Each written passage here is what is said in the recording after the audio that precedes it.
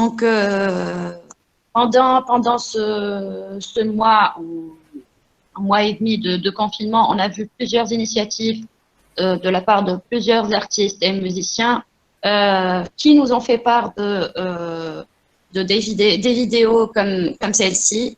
Donc là, Saïf, c'est à toi. Merci beaucoup. Est-ce que vous m'écoutez? Oui, on t'entend. Parfait. Je suis très content d'être ici, parmi vous. Et je vous remercie pour cette très belle initiative. Donc, c'est parmi les points positifs de ce confinement, c'est qu'on ait pu et qu'on organise souvent ce genre de meetings et de réunions pour se partager les expériences et les points de vue sur pas mal de sujets. Donc moi, aujourd'hui, je vais vous présenter un peu le bilan de 50 jours de confinement. Donc là, je vais partager mon écran, si vous permettez.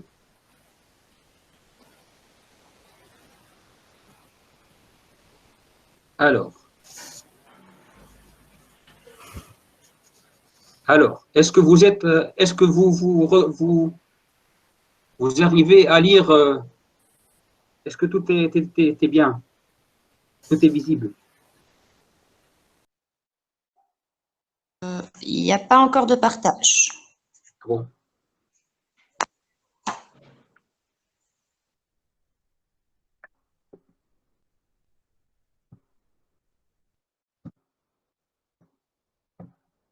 Une seconde.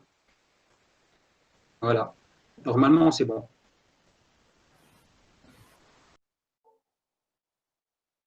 C'est bon comme ça? Là, c'est bon, oui. Parfait. Alors,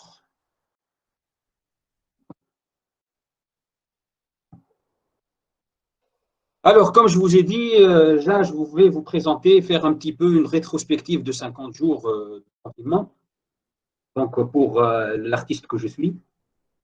Et j'ai décidé d'appeler ma présentation aujourd'hui le confinement des artistes et son impact social, parce que les circonstances sont exceptionnelles et certainement ce qui en découle et ce sont des événements, une suite d'événements exceptionnels. Donc, voilà. Tout d'abord, j'aimerais bien me présenter un peu parce que moi, j'ai fait un parcours atypique. En fait, j'ai suivi un parcours scientifique à la base. Donc, je suis titulaire d'un bac S et puis d'une licence en physique-chimie. Par la suite, en 2013, j'ai eu mon diplôme d'ingénieur en chimie analytique à la faculté des sciences de Tunis. Et l'année dernière, j'ai soutenu ma thèse de doctorat en chimie. Donc, et depuis, je suis consultant, ingénieur consultant en recherche et développement.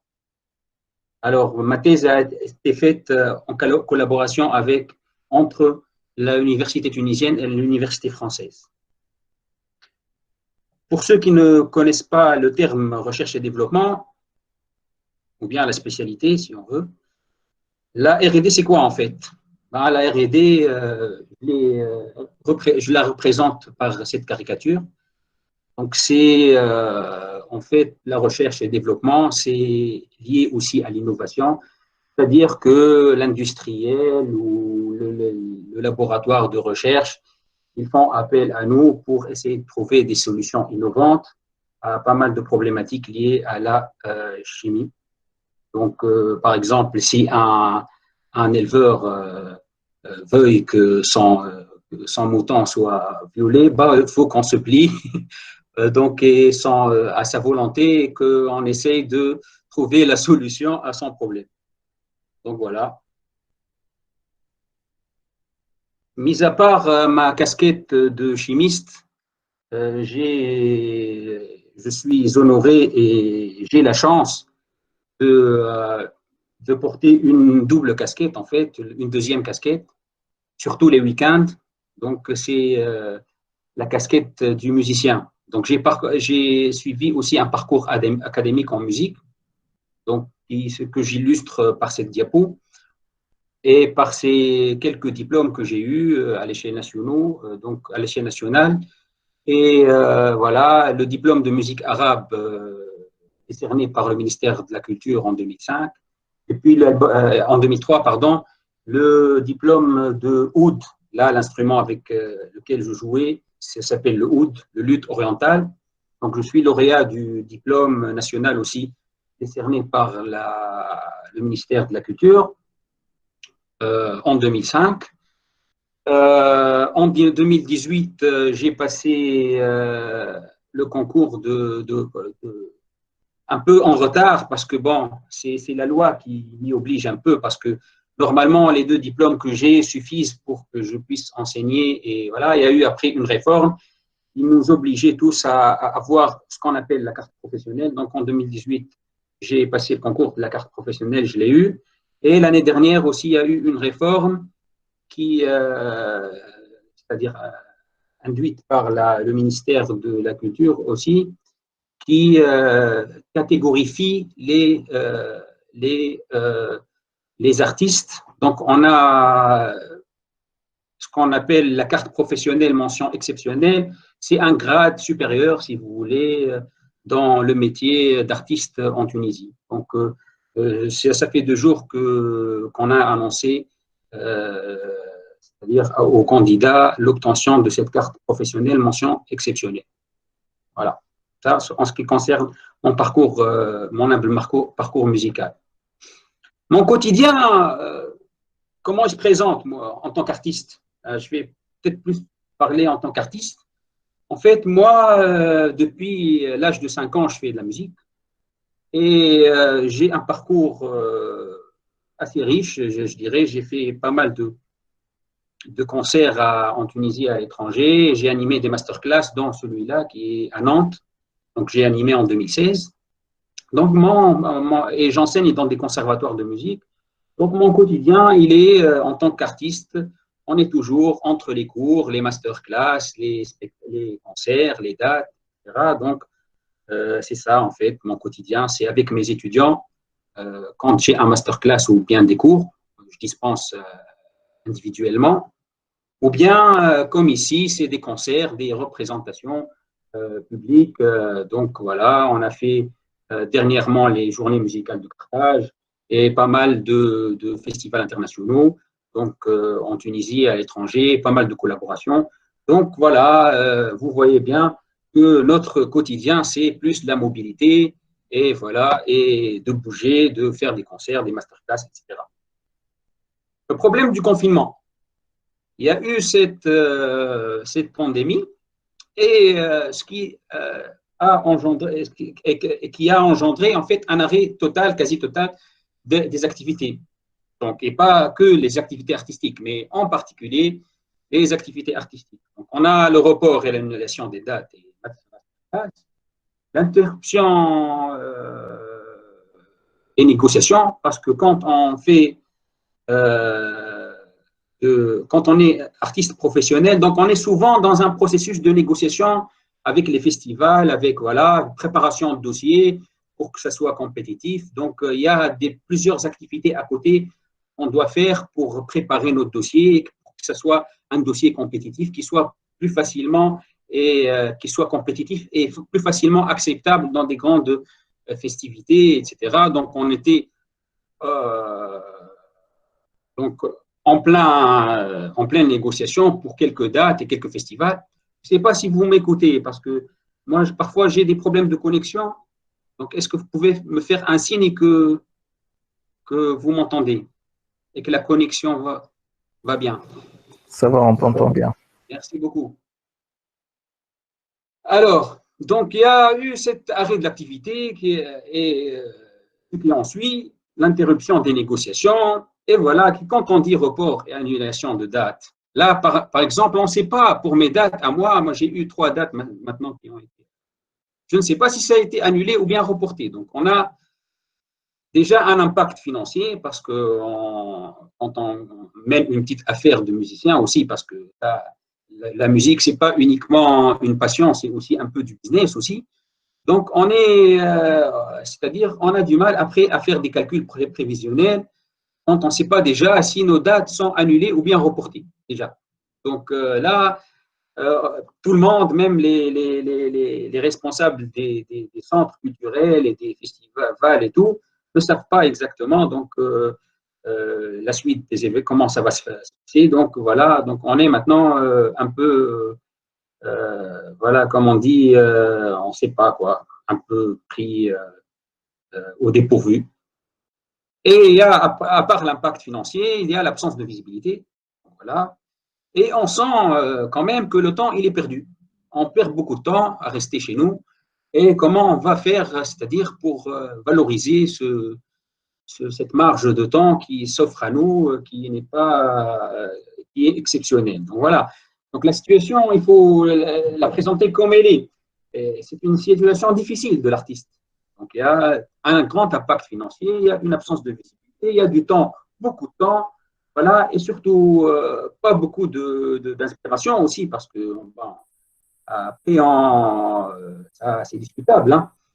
Bon, au bout du tunnel, il y a une petite lumière, c'est-à-dire qu'on commence à un peu cogiter, à imaginer des solutions à cette circonstance exceptionnelle, comment on va vivre avec.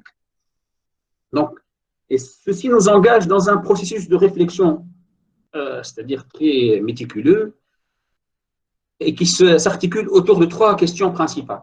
Donc, la question, pourquoi on est arrivé là? Pourquoi on est obligé de rester chez nous, hein, et qui sont les causes qui ont fait que nous sommes tous chez nous maintenant. Je pense que tout le monde s'est posé cette question, parce que ce n'est pas une des circonstances normales. Ce n'est pas dans la nature de l'homme de rester confiné chez lui pour une période indéterminée. Pourquoi on est arrivé là? Et après, tout rentre en jeu. Donc là, on commence un peu à cogiter dessus. Il y a des raisons philosophiques, socio-économiques. On s'aperçoit qu'il y a eu pas mal de défaillances dans le service public, etc. Pas trop d'implication du privé aussi, qui a fait que nous sommes arrivés à une situation sanitaire déplorable. Et voilà. Mais après, on commence un peu à voir comment va-t-on vivre avec. C'est-à-dire comment allons-nous s'accommoder avec ces circonstances exceptionnelles. D'où il faut trouver les moyens d'être productif et créatif quand même, malgré la conjoncture. Et surtout, faire preuve de solidarité, parce que c'est l'heure de la solidarité. C'est le mot qui revient toujours et tout le temps dans la plupart des plateformes, c'est comment pouvons-nous être solidaires les uns avec les autres dans ces moments particuliers. Donc voilà. D'où on commence à se poser cette question de comment va-t-on vivre avec, ce qui nous conduit à essayer de trouver, d'imaginer des solutions pour faire preuve aussi, pour aider les gens à faire preuve de solidarité, c'est-à-dire à partir de chez soi. Et bien évidemment, tout ça nous conduit à la réflexion autour de la sortie du confinement. Comment va-t-on être déconfiné et surtout, comment va-t-on aborder ce déconfinement et c'est-à-dire profiter de ce confinement pour mieux préparer une sortie du confinement. Et même l'artiste se pose cette question parce qu'on raisonne comme tout chef d'entreprise à court, et à moyen et à long terme pour essayer de voilà, trouver les bons scénarios et voilà, etc. de la sortie du confinement. Alors, c'est les perspectives, tout naturellement, l'avenir qu'il faut, c'est-à-dire tracer. Les solutions pour les artistes en général se sont présentées surtout par des lives sur Facebook ou bien Instagram. Hein. Ou bien pour certains et pour certains de mes collègues, ce sont les cours. Donc, c'est-à-dire qu'on organise, qu'on reprend les cours, que ce soit dans les écoles de musique, ou bien dans les universités, ou bien les écoles en général. Donc, ce sont les 2 solutions principales préconisées par les musiciens. C'est surtout les lives et les cours. Pour ma part, j'ai opté plutôt pour la création d'un collectif de oudistes. oudiste, c'est l'ensemble des joueurs de oud, ceux qui jouent de mon instrument. Et que je considère comme une solution globale, et je vais expliquer pourquoi je considère ça comme une solution globale. Je suis obligé de vérifier avec vous si vous m'entendez toujours, vous m'écoutez toujours. Oui, on t'entend. Merci beaucoup. Alors, donc j'ai créé en fait ce qu'on appelle un collectif de joueurs de oud. Et c'est motivé par l'élan de solidarité qui s'est créé dans notre société, dans nos sociétés en général, dans le monde. Et j'ai initié ça par une annonce d'un cours gratuit sur Facebook. Donc moi, j'ai la chance d'être suivi par plusieurs personnes et surtout par plusieurs étudiants et passionnés de musique. Donc j'ai annoncé un cours gratuit sur Facebook. C'était au départ un seul cours. Et après, donc de bouche à oreille, il y a eu des gens qui m'ont contacté par-ci par-là, du pays et des pays voisins, même de France, de Belgique, du Maroc, de Syrie. Donc, et on a pu donc créer un groupe sur Facebook, c'est-à-dire un groupe de discussion sur Facebook que nous avons appelé les oudistes confinés et qui compte aujourd'hui dans les 43 membres. Donc moi, j'ai opté pour cette solution de la discussion Facebook parce que c'est contrairement aux pages, ça permet d'avoir toujours une dynamique et une discussion en temps réel et une discussion continue avec les groupes de discussion. Si jamais j'avais fait monter un groupe, créer un groupe, juste un groupe comme, c'est-à-dire ou une page, l'échange n'aurait pas été aussi vivant et dynamique. Donc, on a opté pour une discussion sur Facebook. Donc, voilà. Et ce groupe, qui contient aujourd'hui 43 membres, donc on a une répartition d'âge qui va de 14 à 60 ans. Donc, on a toute cette tranche des gens de différents âges. Et on a des étudiants en musicologie et des spécialisés qui étudient dans les universités, dans l'université tunisienne, qui suivent des cursus en musique et musicologie et interprétation. Et on a aussi des amateurs, c'est-à-dire qu'on a pu regrouper tout le monde dans une même plateforme. Et ce qui est bien, ça s'est avéré très enrichissant et très formateur. Donc, je suis très fier et beaucoup me suivent aujourd'hui, je pense, parmi mes étudiants. Alors, les activités que nous avons décidé de faire, que nous faisons quotidiennement dans notre groupe, en fait, moi, je profite pour composer des morceaux, mes propres créations, et j'ai d'autres créations anciennes que j'enseigne dans des groupes de 8 par Messenger. C'est-à-dire que sur Messenger, nous ne pouvons que regrouper 8 personnes dans une discussion vidéo. C'est-à-dire que je partage, c'est-à-dire que je mets tout le monde dans un logiciel, il me fait le tri et je subdivise le grand groupe en petits groupes, le groupe des intéressés en petits groupes de 8, donc parfois 6, parfois 5, et nous organisons des ateliers par 8. Et c'est très prenant comme travail, c'est vrai, mais quand même, ça permet une certaine proximité de chacun, c'est-à-dire quand on est moins nombreux, l'information passe mieux. Et voilà, tenant compte aussi des circonstances du live qui ne sont pas toujours comme le cours ou le masterclass vivant, où l'on est plus ou moins un peu tactile, où on montre des choses et voilà, c'est pas le cas. Ici, c'est plus dur, donc j'ai opté pour une solution globale avec un nombre réduit, même si ça me prend beaucoup de travail par rapport aux grandes discussions avec beaucoup de monde, mais je pense que c'est plus pédagogique quand on est organisé en petits groupes.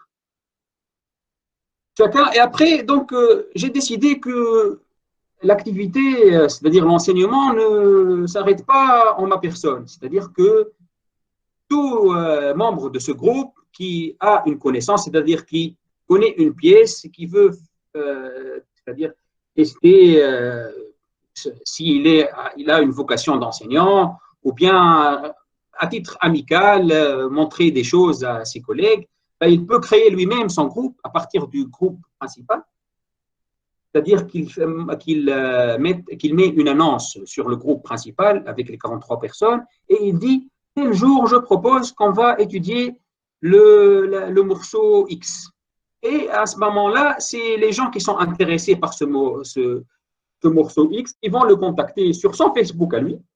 Et voilà, et ça crée un échange et une interaction entre les membres du groupe qui ne se connaissent pas forcément et qui commencent à s'ajouter les uns les autres et nouer des relations conviviales et amicales, donc et créer des groupes et donner à leur tour leur cours. C'est-à-dire que chacun, il peut proposer son cours. Proposer des défis, des challenges techniques, ça c'est très courant chez nous les musiciens. C'est-à-dire on peut proposer, moi je peux proposer, donner, c'est-à-dire un challenge, montrer, faire la démonstration et demander aux participants de chacun envoie une vidéo sur le groupe pour montrer, c'est-à-dire s'il a bien réussi le challenge ou pas. Et après on peut même faire de l'évaluation.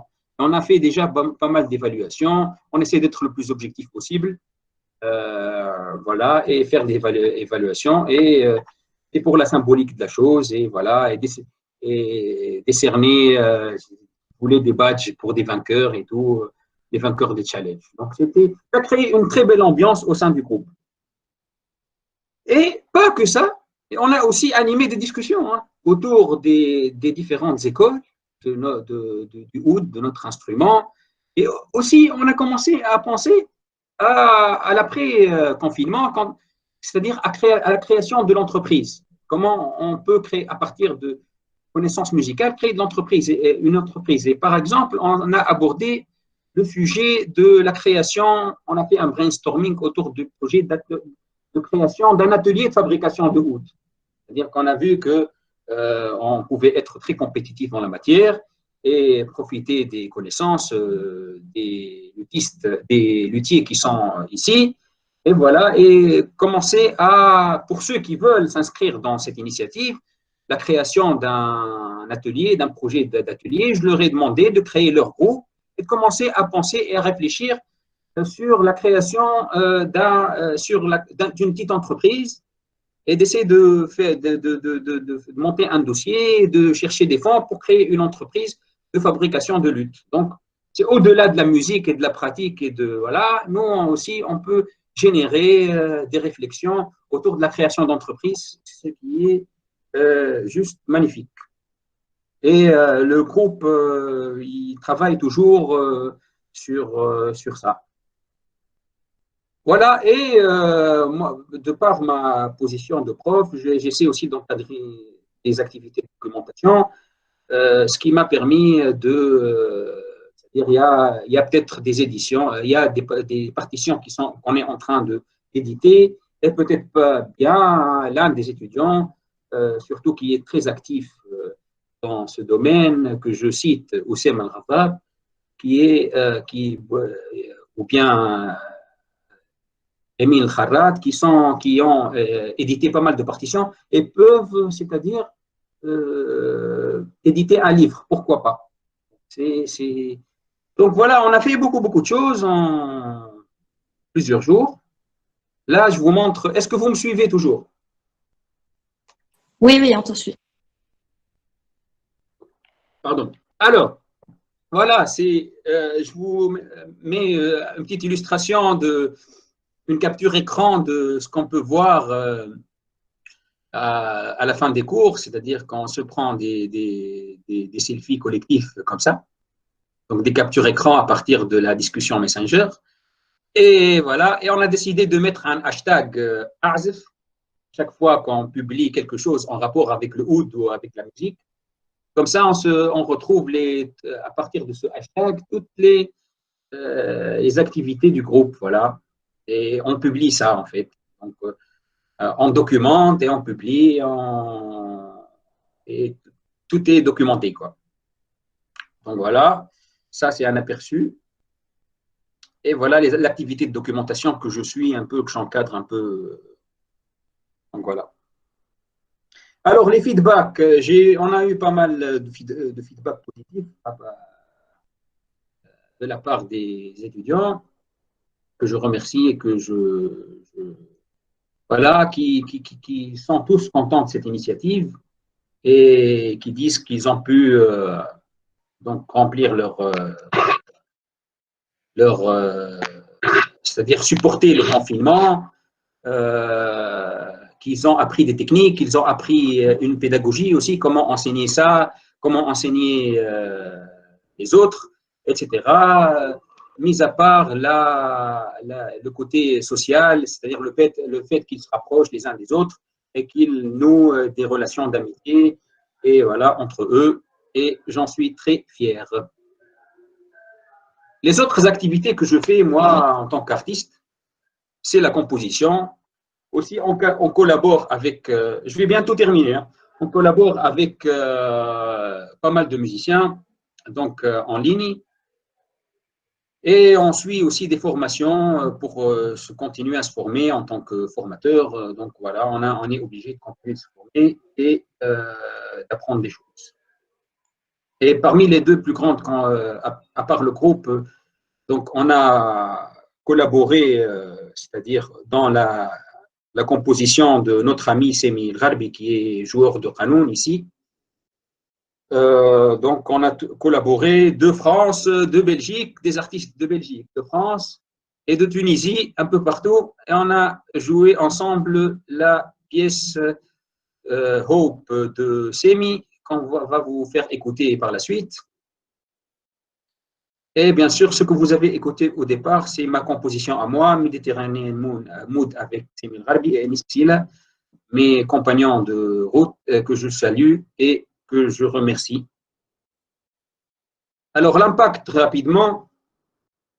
Alors, il ne s'agit pas aussi de dire que des choses positives, il s'agit de dire de citer, de présenter la réalité comme elle se présente. Il y a un impact positif au confinement, c'est-à-dire encourager, nous les artistes, on collabore,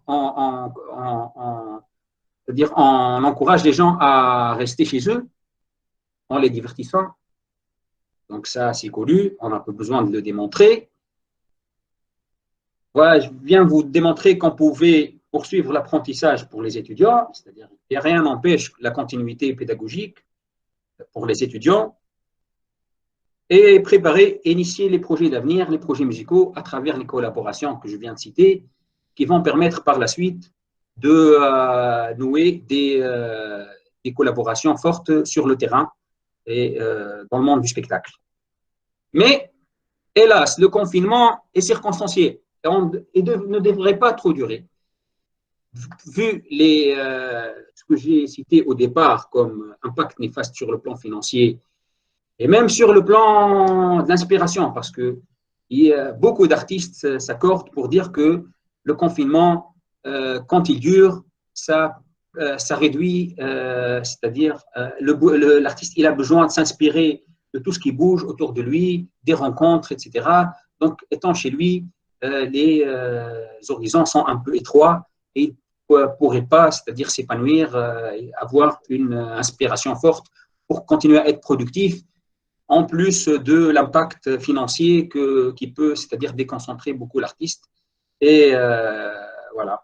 Donc, par exemple, je cite Tahar Ben Jelloun, qui est un écrivain qui dit que le confinement n'est pas propice à la création parce que le temps que nous avons est encombrant, sans odeur, sans couleur.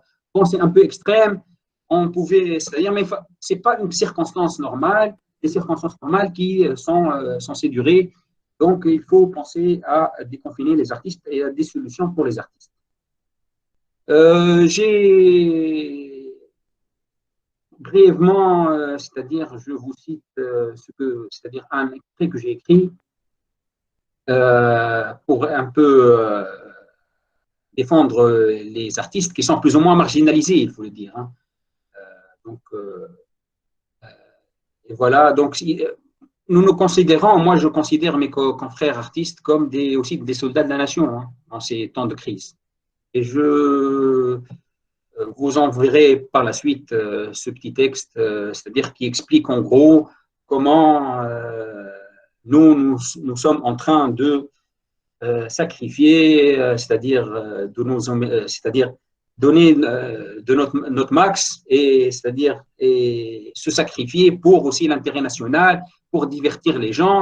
Et nous n'attendons pas forcément une récompense, mais un peu de reconnaissance. Parce que c'est vrai que les médecins font beaucoup de choses, et les policiers et les gendarmes font beaucoup de choses, mais aussi les artistes, quand ils incitent les gens à rester chez eux, ils égayent un peu leur quotidien.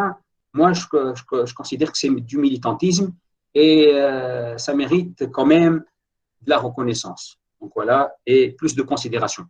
Donc c'est autour de ça que j'ai écrit ce petit paragraphe qui a suscité pas mal de bonnes réactions de la part de mes amis. Pour finir, je dis tout simplement que les collaborations, c'est bien, et ça doit continuer. Mais aussi, donc, j'incite nos amis et nos concitoyens de consommer aussi tunisien, parce qu'on arrive, nous, les Tunisiens, à collaborer avec des gens, à produire une matière dense et mixte et qui regroupe pas mal d'influences et pas mal de collaborateurs à travers le monde. Donc voilà, je cite Mohamed Ali Kamoun, le grand artiste Mohamed Ali Kamoun, qui dit consommer tunisien, c'est aussi écouter tunisien, voir tunisien. Et donc, nous devons être fiers de notre produit national. Et je vous remercie de votre invitation. Et j'espère que je n'ai pas été lourd. Et merci beaucoup. Voilà.